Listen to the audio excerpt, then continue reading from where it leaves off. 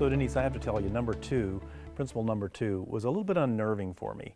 Great brands avoid selling products. I thought that was the whole point. Well, certainly there's a transaction that happens. I buy, you sell. But I think sometimes we get too caught up in what we're selling and we don't recognize it's much more important why that matters to people.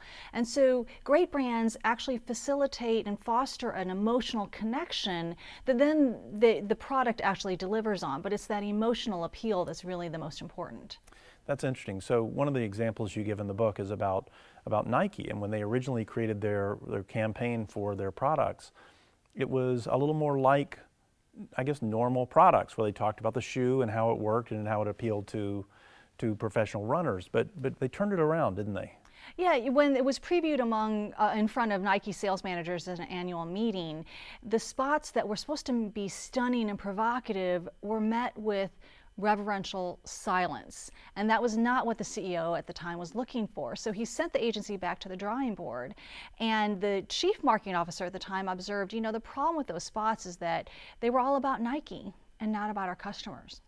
They ended up creating a campaign that celebrated their customers, real people talking about the emotional rewards of what they did. And that connected with people so powerfully, and that's why Just Do It ended up being such a powerful emotional appeal for that brand. Yeah, it's an amazing story behind how that was created as well that we'll tell members about a little bit later. The other thing about Just Do It that always amazes me is there's an aspirational quality to it. And it's almost as if the brand is asking us to meet them where they're going. Does that make any sense? Absolutely. I think that Nike inspires people to feel like athletes. So even if you're like me, probably the slowest runner in the world, when I put on those shoes and I get out on the road, I feel great. And that's the kind of emotional connection you want to facilitate with your customers. Yeah, one of my friends said once, the hardest part of exercising is putting on your shoes. Yeah.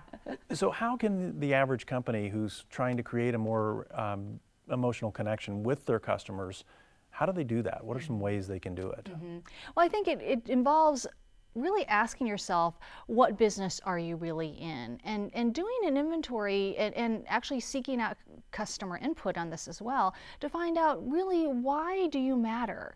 What would be missing if you were to not do what you do?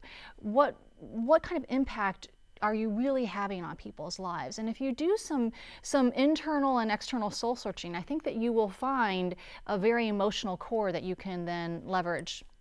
Great. Why don't we take a look at how some other companies have applied principle number two, avoid selling products. Great.